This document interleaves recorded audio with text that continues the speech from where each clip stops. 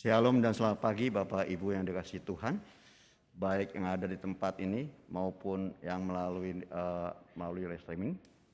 Kita akan mulai kebaktian pada hari ini. Mari kita mulai kebaktian ini. Pujilah nama Tuhan yang Maha Agung.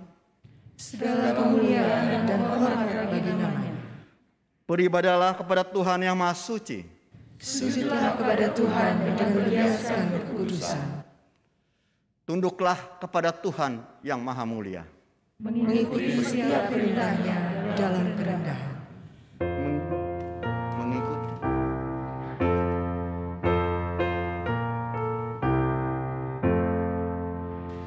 Tuhan hadir pada saat ini, hai sembah sujud di sini. Diam dengan hormat, tubuh serta jiwa, tunduklah menghadap Dia. Marilah umatnya, hatimu serahkan dalam kerendahan.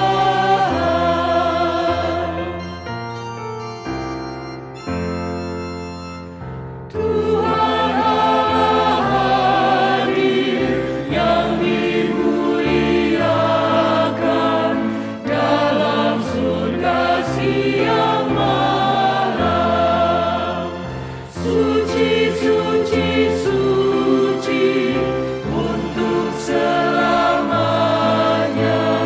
dinyanyikan malaikat surga. Ya Allah, terimalah pujian jemaat beserta malaikat.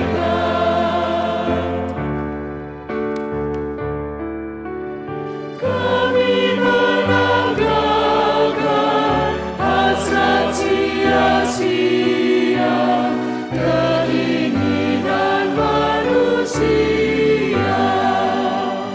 Jiwa raga kami, hidup seluruhnya, Tuhan Kaulah yang mempunya. Dikaulah yang esa, patut dimuliakan oleh seluruh alam.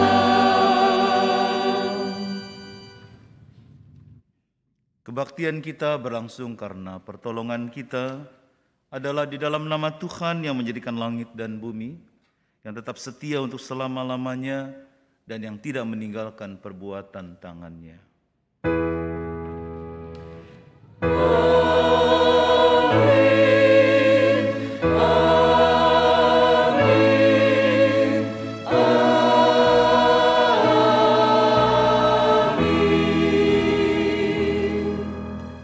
Kasih karunia dan damai sejahtera dari Allah Bapa kita dan dari Tuhan Yesus Kristus menyertai saudara sekalian.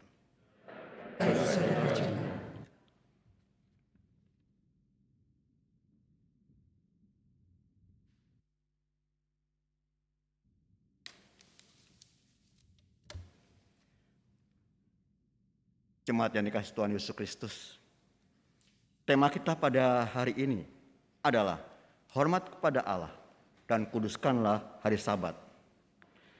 Melalui tema ini kita menyadari bahwa Allah patut untuk disembah dan dihormati. Sebab Allah adalah sumber kehidupan kita. Tanpa Allah tidak ada nafas kehidupan dalam dunia ini.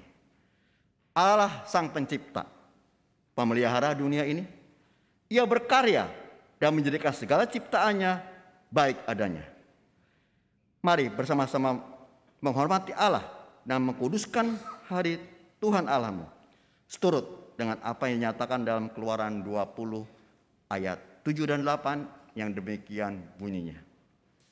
Jangan menyebut nama Tuhan Allahmu dengan sembarangan, sebab Tuhan akan memandang bersalah orang yang menyebut namanya dengan sembarangan.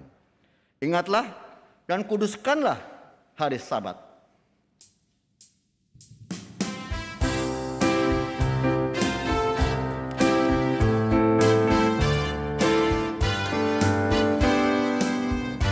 Hari Minggu, hari yang mulia, itu hari Tuhanku. Dia bawa rasa bahagia masuk dalam hatiku. Hari Minggu, hari Tuhan, hari suci dan teduh. Hari Minggu, hari Tuhan, hari suci dan teduh.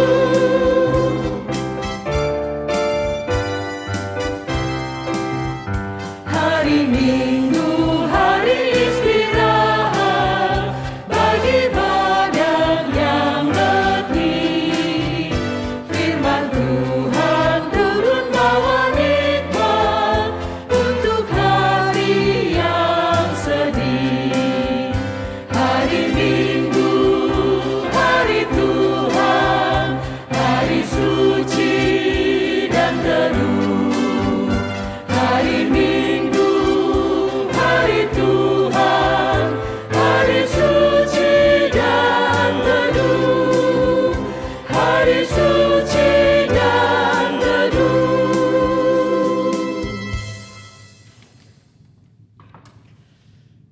Umat Tuhan yang terkasih, Tuhan sungguh baik di dalam kehidupan kita hari lepas hari. Di tengah segala kegembiraan, Tuhan hadir. Di tengah segala kesukaran dan kegambangan hidup, Tuhan hadir. Ia mengulurkan tangannya dan tidak membiarkan kita jatuh tergeletak. Tuhan selalu hadir dan melindungi. Namun, tak jarang kita lupa menghormati dan mengucap syukur kepada Tuhan. Kini mari dengan segala kerendahan hati, kita menyelidiki sikap hidup kita dan merenungkannya melalui doa kita secara pribadi. Mari kita berdoa.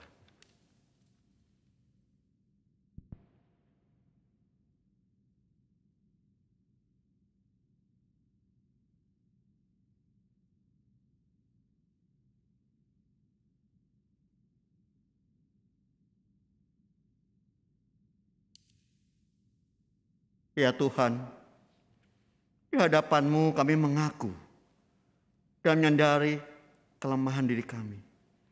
Ampuni kami ketika kami tak jarang melalaikan perintah-Mu, tidak menghormati-Mu Tuhan, dan tidak bersyukur untuk segala perbuatan baik Tuhan dalam kehidupan kami hari lepas hari. Dengan segala kerendahan hati, kami mohon pengampunan-Mu. Perbaikilah hidup kami, agar kelak kami dapat bertindak seturut dengan kehendak-Mu. Di dalam nama Tuhan Yesus Kristus, kami berdoa. Amin.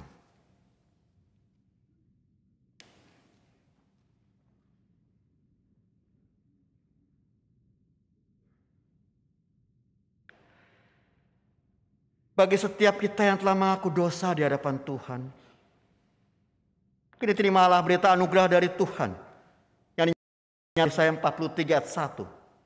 Yang demikian bunyinya.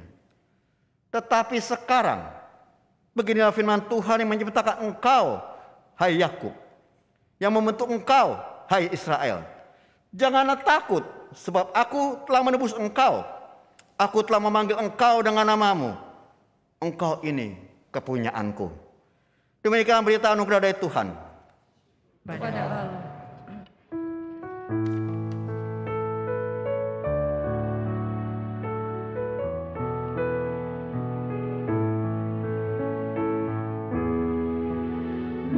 Mercusuar kasih Bapa, memancarkan sinarnya, namun suruh yang di pantai kita penjara.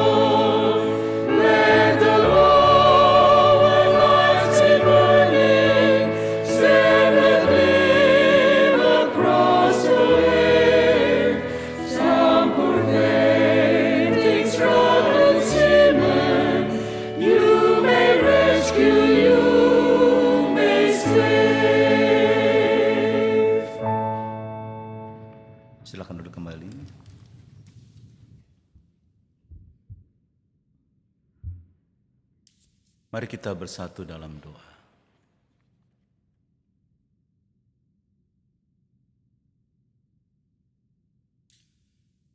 Tuhan Bapa Surgawi, kami ingin suluh hidup kami terus bersinar di tengah-tengah dunia.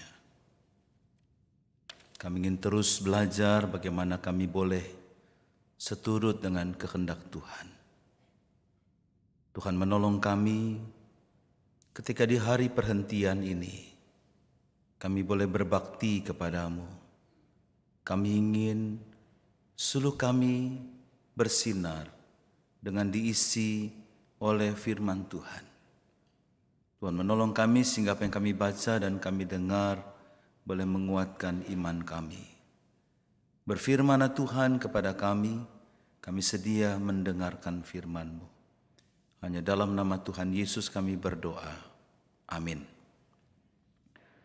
Pembacaan Alkitab diambil dari Keluaran pasal 20 ayat 7 sampai 11.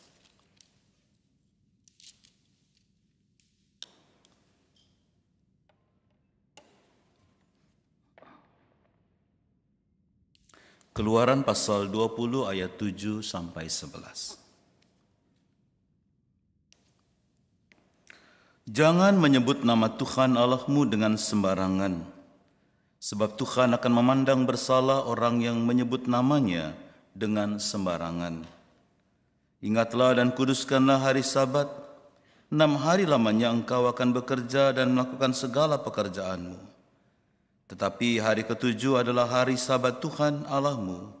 Maka jangan melakukan sesuatu pekerjaan, engkau ataupun anakmu laki-laki, atau anakmu perempuan, atau hambamu laki-laki, atau hambamu perempuan, atau hewanmu, atau orang asing yang di tempat kediamanmu. Sebab 6 hari lamanya Tuhan menjadikan langit dan bumi, laut dan segala isinya, dan ia berhenti pada hari ke-7. Itulah sebabnya Tuhan memberkati hari Sabat dan menguduskannya. Demikianlah firman Tuhan, berbahagialah mereka yang mendengarkan firman Tuhan, memelihara serta melakukannya. Haleluya.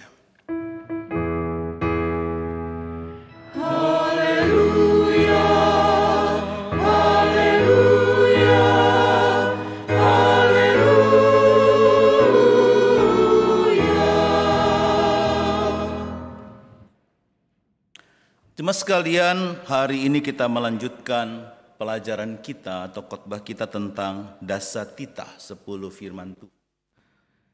Hari ini kita bicara soal bagaimana hormat kepada Allah dan menguduskan hari Sabat. Bapak Ibu sekalian, jika kita memahami Dasatita ini, maksud utama dari Dasatita ini ada dalam kitab Keluaran pasal 20 ayat 2 dan Keluaran 5 ayat 6 yang berbunyi demikian. Akulah Tuhan Allahmu yang membawa engkau keluar dari tanah Mesir dan tempat perbudakan. Saudara-saudara, ini adalah sebuah visi yang ada di dalam Dasatita. Jadi Tuhanlah yang membawa mereka keluar dari tanah Mesir, tempat perbudakan. Itu sebabnya harus melakukan Dasatita. Jadi dasar setiap perintah di dalam Dasatita itu mulai dengan peringatan akan Allah yang membebaskan dan menebus. Jadi Tuhan memberikan Dasatita karena Dia telah membebaskan dan menebus umat Israel dari tanah perbudakan. Sehingga Tuhan berfirman sebagai penyelamat dari perbudakan dan memimpin melewati padang gurun, tanda ketidakpastian hidup dan tanda belenggu kuasa kekacauan. Itulah dasar dari Dasatita. Jadi Dasatita itu bagi Tuhan diberikan kepada bangsa Israel bukan sebagai beban, tetapi sebagai pedoman hidup di mana mereka merenungkan bahwa Tuhan adalah Sang Pembebas dan Penyelamat yang melepaskan mereka dari tanah perbudakan, sehingga mereka sungguh-sungguh harus dengan konsekuensi melakukan Dasatita sebagai respon anugerah Tuhan. Karena mereka dipanggil bukan bangsa elit tetapi tapi budak yang telah dipulihkan dan diselamatkan. Itu sebabnya sikap yang diharapkan dari bangsa Israel. Mereka selalu harus bersyukur atas kebaikan Tuhan. Bersama dengan Allah berjalan kepada kebebasan dan kehidupan yang ada dalam terang Tuhan. Mereka diharapkan mau bersama-sama berusaha menolong orang lain supaya juga keluar dari lumpur perbudakan seperti mereka dibebaskan dari perbudakan dosa. Itulah inti dari Dasatita. Kita belajar hari ini dari Keluaran pasal 20 ayat 7. Yang pertama, jangan menyebut nama Tuhan Allahmu dengan sembarangan, sebab Tuhan akan memandang bersalah orang yang menyebut namanya dengan sembarangan. Saudara-saudara, siapa nama Tuhan Allah itu bagi orang Yahudi? Nama Allah diperkenalkan oleh Musa dengan sebutan Yahweh. Itu berbeda dengan nama-nama dewa sekitar Palestina pada waktu itu. Karena dewa-dewa Palestina punya nama-nama dan mereka ingin juga mereka punya nama juga buat Tuhan. Misalnya dewa di sekitar Palestina ada Baal Berit di Sikem, Baal Peor ada di Moab, Baal Paresim ada dan Baal Zebub di Filistin. Baal itu artinya suami. Dan tanah itu istrinya, perempuan. Nah, nama Yahweh, akulah aku. Para penafsir modern atau juga para imam Israel, jadi penafsir Ibrani modern, mengatakan Yahweh berarti aku besertamu, tak terbatas, dapat diandalkan. Jadi mereka mengatakan Yahweh Tuhan kami adalah Tuhan yang selalu besertaku, Tuhan yang dapat diandalkan, tak terbatas kuasanya, dan bebas, tak diatur oleh siapapun. Dia pencipta langit dan bumi. Jadi saudara-saudara, nama itu bagi bangsa Yahudi selalu mengingatkan dialah Allah yang membebaskan, Allah yang menyertai mereka, yang diandalkan, yang telah membawa mereka keluar dari perbudakan selama 40 tahun. Melewati padang gurun, melewati ketidakpastian hidup dan kesulitan yang luar biasa. Nah, itu sebabnya mereka dilarang menyebut nama Tuhan dengan sembarangan. Kenapa? Ini mau menegaskan Tuhan menyatakan siapa Allah, bukan asal sebutan. Nama Allah menunjukkan natur, menunjukkan sikap, sifat dan keberadaan Tuhan. Keberadaan Tuhan itu adalah Allah yang kekal, tidak berubah, sumber segala berkat. Dan Allah itu harus dikuduskan dan dimuliakan. Tidak bisa disebut dengan sembarangan. Dia harus dikuduskan, dia harus dimuliakan. Karena dia kekal, dia tidak pernah berubah, dia sumber kehidupan bagi bangsa Israel. Jadi kita bisa bayangkan 40 tahun mereka berjalan, melewati padang gurun, dengan tidak pasti di mana ujungnya. Mereka berjalan dengan penuh penderitaan, dan mereka ketika sampai di tanah Kanaan, mereka mengatakan itulah penyertaan Tuhan, itulah anugerah Tuhan, sehingga hanya Tuhan yang dikuduskan. Alasan lain karena nggak boleh menyebut Tuhan dengan sembarangan, karena mereka seringkali berhadapan dengan dewa-dewa lain dari bangsa lain yang seringkali bersikap takhayul. Mereka menjadi penguasa dewa dengan menyebut nama dewa itu, dengan memaksa dewa untuk mengalah pada keinginan manusia. Jadi para bangsa lain menyebut nama dewa dan mereka memaksa dewanya mengikuti apa yang mereka mau. Bangsa Israel terpengaruh oleh sikap itu. Dengan melarang, maka bangsa Israel sadar mereka tidak bisa main kuasa. Karena mereka adalah ciptaan Yahweh, tidak mungkin mengalahkan yang tidak terbatas.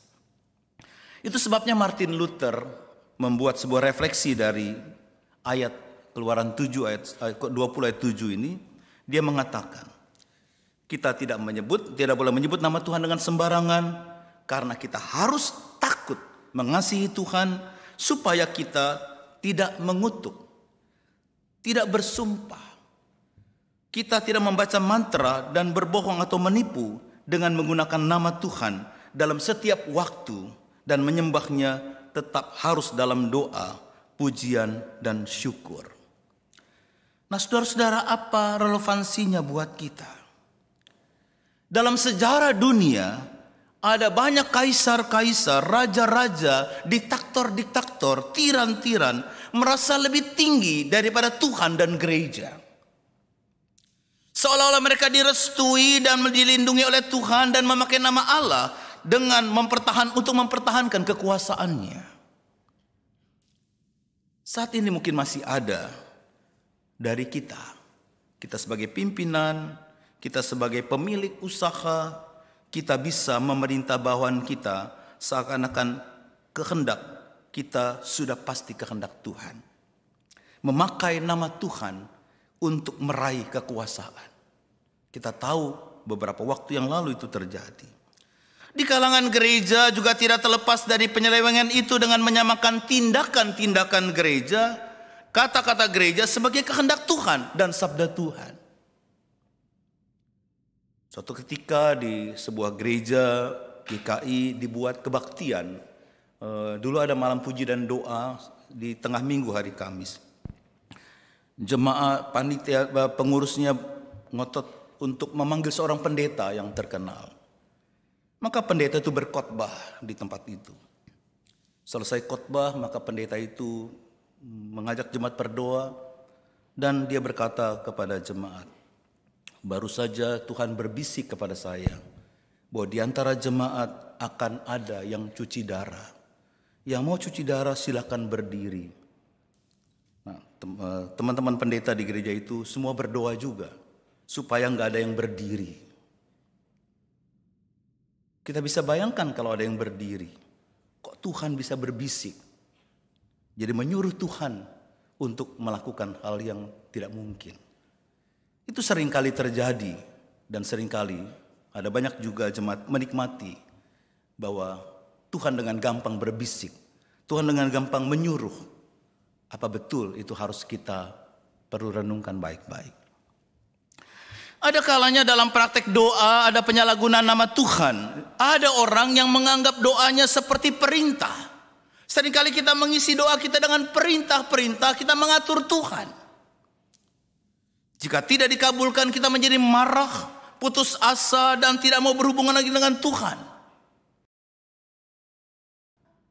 Sikap ini sama dengan orang primitif yang menghina patung dewanya dan membuangnya dan mencari penggantinya.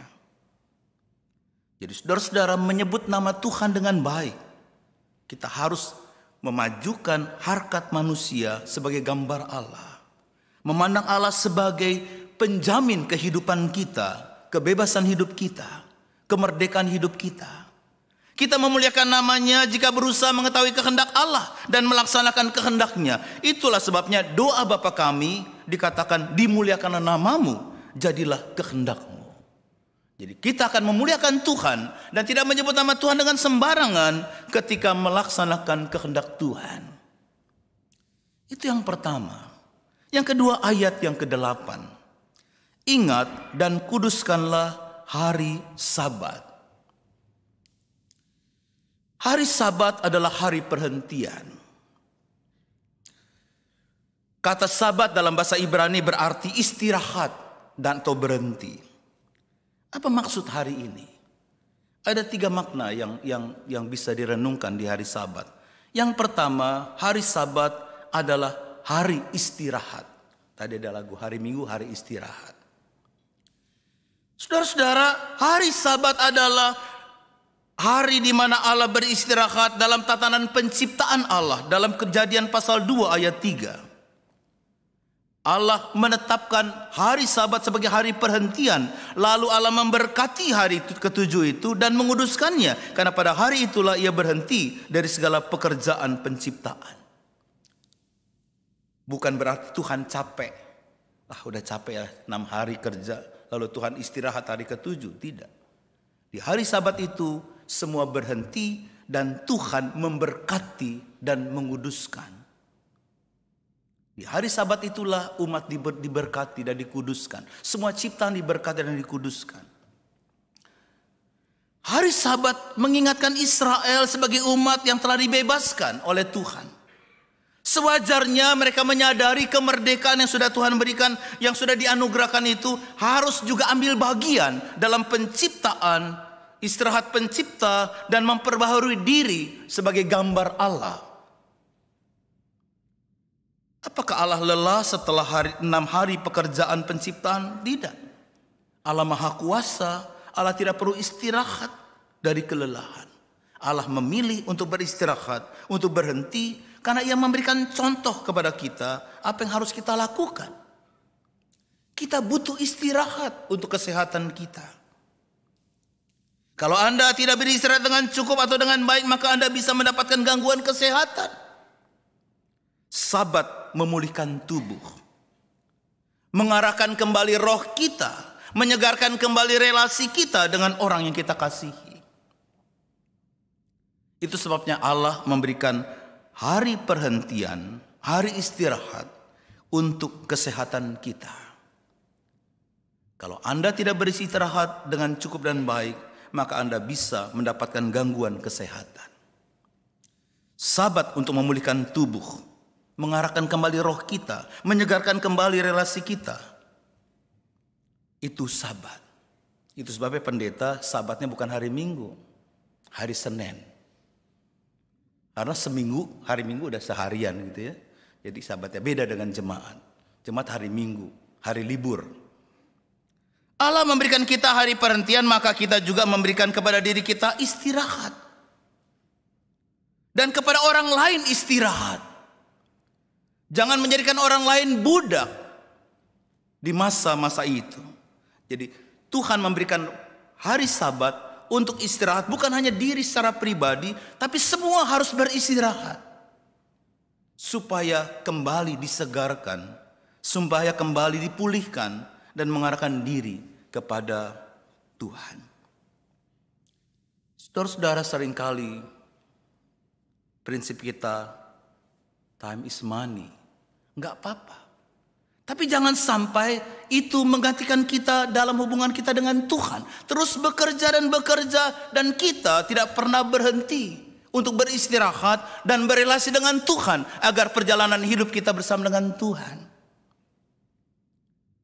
Hati-hati, kita terus bekerja tak mengenal lelah. Kita tidak punya relasi dengan Tuhan. Ingat nanti tua kita menjadi donatur di rumah sakit karena keluar masuk rumah sakit. Yang kedua, Bapak sekalian, makna ayat ke-8 ini adalah soal kebebasan. Saya mengajak kita Ulangan pasal 5 ayat yang ke-12 sampai 15. Ulangan pasal 5 ayat 12 sampai 15. Tetaplah ingat dan kuduskanlah hari Sabat seperti yang diperintahkan kepadamu oleh Tuhan Allahmu. 6 hari lamanya kau bekerja dan melakukan segala pekerjaanmu. Tapi hari ke-7 adalah hari Sabat Tuhan Allahmu, maka jangan melakukan segala pekerjaan, engkau, anakmu laki-laki, dan seterusnya. Samai, bahkan lembumu, keledaimu, hewanmu, manapun, atau orang asing.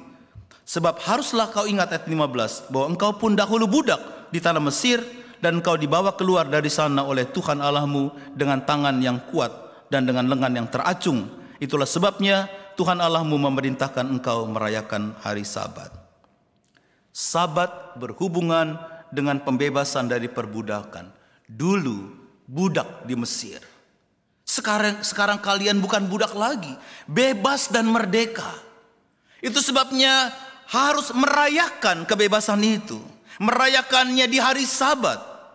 Itu sebabnya ingatlah dulu menderita perbudakan dengan kerja keras. Jadi jangan lupa hari Sabat tidak mengizinkan perbudakan orang lain. Semua orang yang bekerja harus istirahat.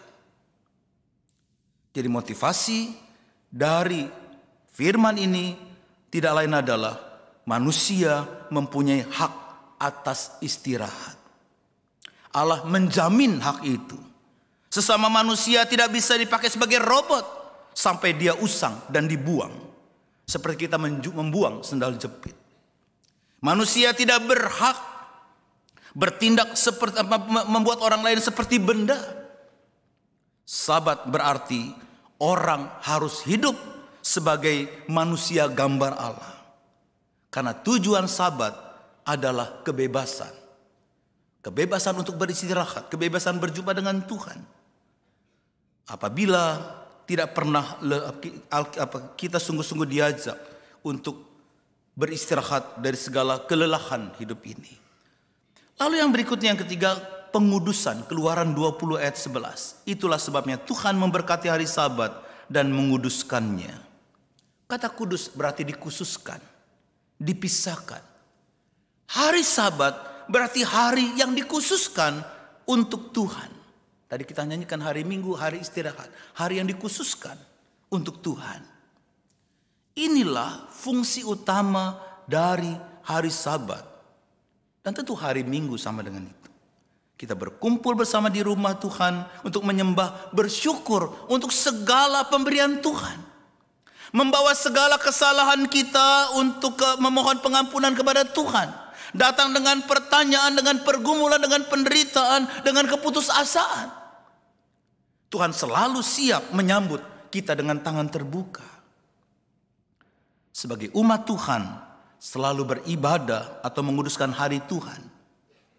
Menguduskan hari Tuhan, kita menguduskan hari Minggu, berarti keluar dari lorong-lorong yang sempit, yang menyesakkan hidup kita. Masuk ke lapangan luas yang melegakan jiwa. Berarti muncul dari lumpur dan bernafas lega dalam kesegaran karena bertemu Tuhan dalam karya kehidupan kita. Kita membawa seluruh kehidupan kita, membawa seluruh apa yang kita rasakan untuk berjumpa dengan Tuhan. Andries Knivel, seorang teolog dan penulis dari lembaga penyiaran Injili Belanda, menulis di blog terbarunya dengan judul, "Apakah setelah Corona orang percaya masih akan ke gereja tiap minggu?" Saya coba kutip tulisannya. Ada kekhawatiran tentang apakah orang percaya setelah Corona tiap minggu masih datang ke gereja.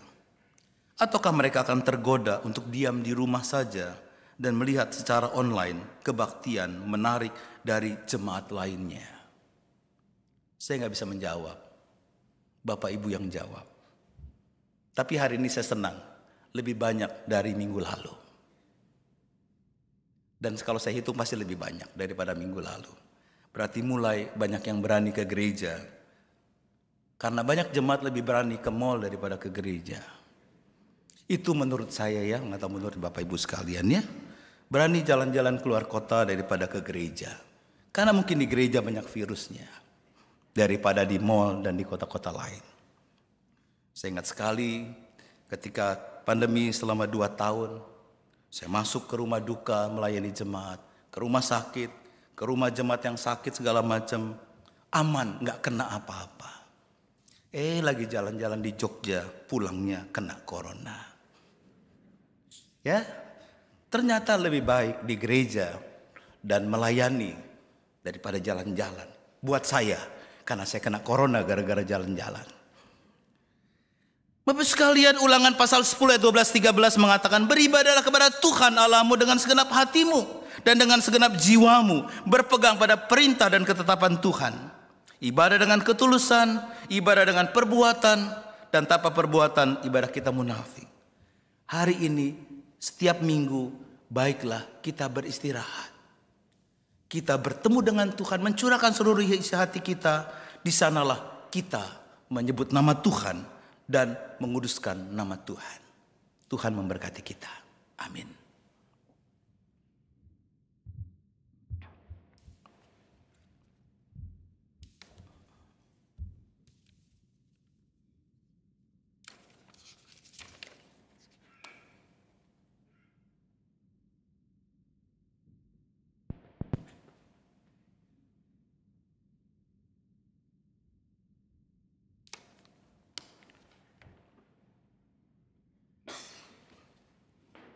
Umat yang dikasihi Tuhan, marilah kita bersama dengan umat Tuhan dari segala abad dan tempat mengakui iman percaya kita dengan sungguh-sungguh seturut dengan pengakuan iman rasuli yang demikian bunyinya. Aku percaya kepada Allah, Bapa yang Maha Kuasa, Khalik langit dan bumi, dan kepada Yesus Kristus, Anaknya yang tunggal Tuhan kita, yang dikandung dari Roh Kudus, lahir dari anak darah Maria, yang menderita sengsara di bawah pemerintahan Pontius Pilatus, disalibkan, mati dan dikuburkan, turun ke dalam kerajaan maut. Pada hari yang ketiga, bangkit pula dari antara orang mati, naik ke surga, duduk sebelah kanan Allah, Bapa yang Maha Kuasa. Dan dari sana ia akan datang untuk menghakimi orang yang hidup dan yang mati. Aku percaya kepada Roh Kudus, gereja yang kudus dan am, persekutuan orang kudus, pengampunan dosa, kebangkitan orang mati, dan hidup yang kekal. Amin. Persilahkan duduk.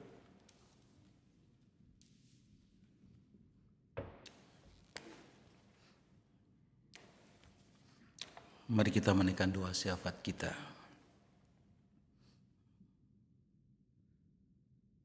Kita berdoa secara pribadi. Saya percaya Tuhan hadir bersama dengan kita. Dengan tangan terbuka, Ia siap mendengarkan doa kita, harapan kita, rasa syukur kita kepada Tuhan. Rasa terima kasih kita kepada Tuhan untuk berkat sepanjang hari yang sudah kita lalui. Dia mau mendengar keluh kesahmu. Dia mau mendengarkan pergumulanmu. Dia mau mendengarkan pengakuan kesalahanmu. Kita berdoa secara pribadi.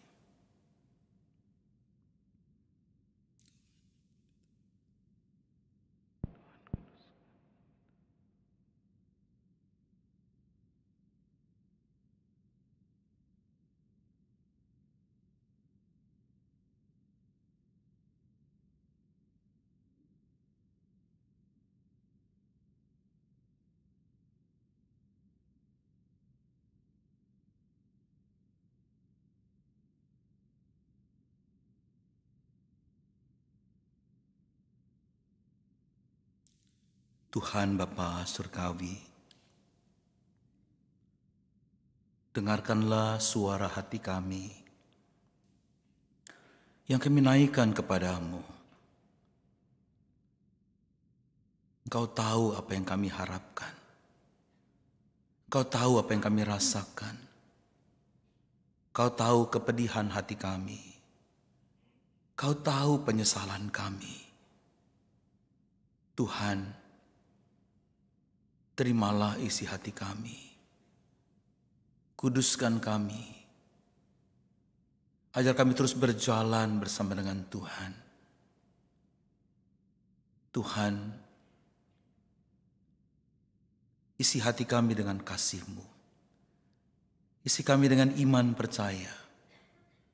Kami akan melangkah menjalani kehidupan apapun yang kami hadapi.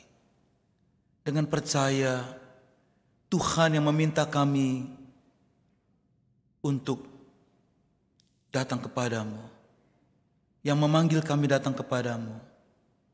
Tuhan telah membebaskan kami dari segala dosa dan pelanggaran. Engkau yang telah mati bagi kami, menyelamatkan kami. Sebab kami datang kepadamu, Sang Sumber kehidupan. Tuhan Bapa Surgawi, terima kasih Kau rela mati bagi kami. Kami ingin ingat kematian-Mu melalui perjamuan kudus pada hari ini. Ajar kami selalu bergantung kepadamu. Kami selalu menguduskan nama-Mu. Menguduskan hari kemenangan-Mu. Hari kebangkitan-Mu untuk bertemu dengan Engkau dan sesama. Tuhan, kami serahkan seluruh pekerjaan kami, usaha kami, kehidupan keluarga kami ke dalam pengasihan tangan Tuhan.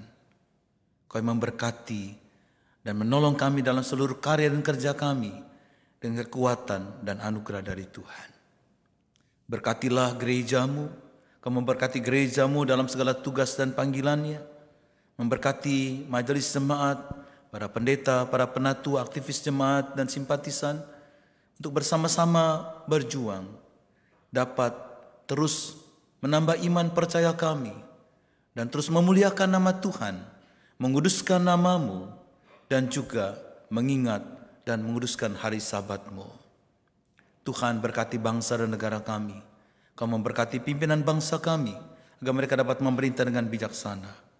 Biar kasih karunia-Mu diberikan kepada mereka, agar dapat memerintah dengan baik. Hanya di dalam nama Tuhan Yesus Kristus kami berdoa. Amin.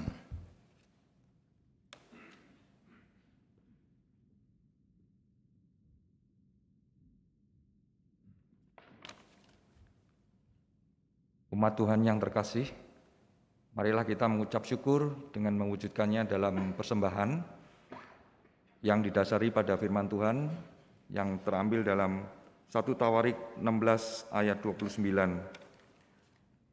Berilah kepada Tuhan kemuliaan namanya, bawalah persembahan dan masuklah menghadap Dia. Sujudlah menyembah kepada Tuhan dengan berhiaskan kekudusan. Bapak Ibu dapat memberikan persembahan dengan cara mentransfer ke rekening atau scan QR Code yang tertera di layar atau di depan kursi masing-masing.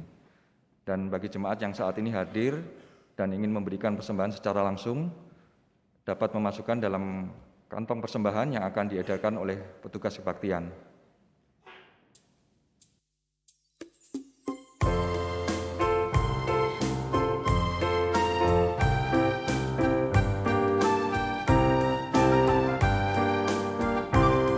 Di sini aku bawa Tuhan, persembahan hidupku semoga berkenan.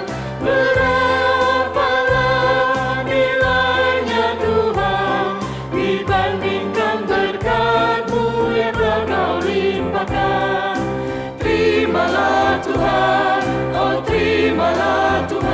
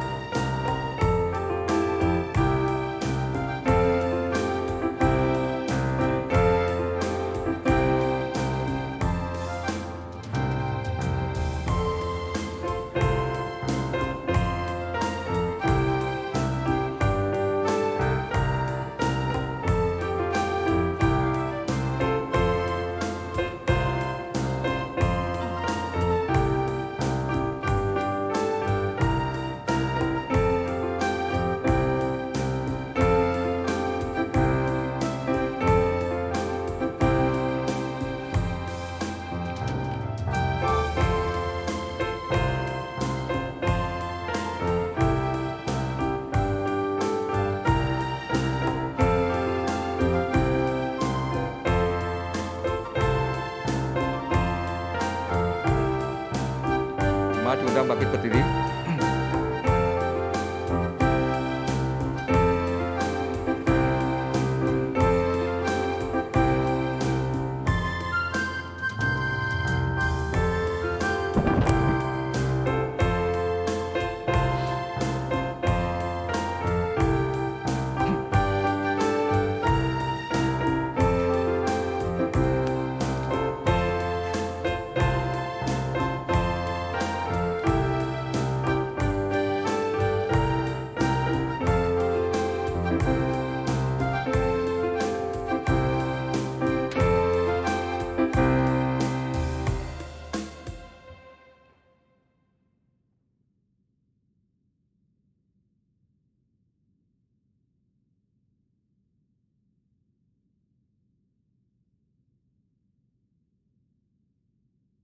Mari kita bawa persembahan kita dalam doa.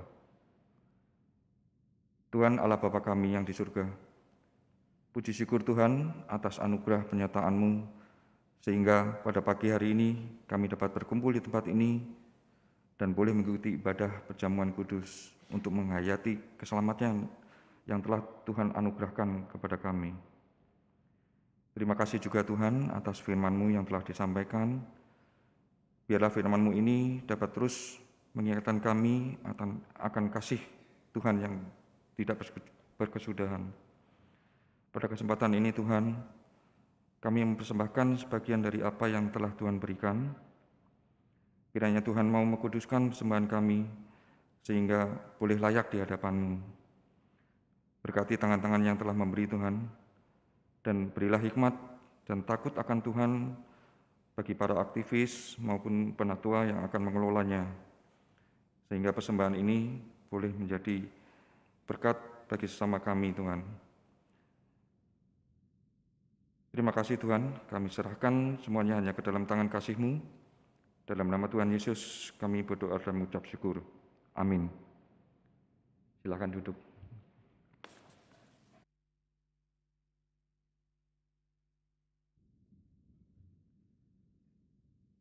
Kita bersyukur karena kasih Allah tidak pernah berubah. Ia senantiasa menyertai dan melindungi kita. Ia selalu menaungi kita dengan sayap-Nya yang kudus. Tidak pernah dibiarkannya kita berjalan sendirian. Oleh karena itu, marilah kita senantiasa menyandarkan diri kepada-Nya dan membangun relasi yang intim dengan-Nya melalui doa-doa yang kita panjatkan.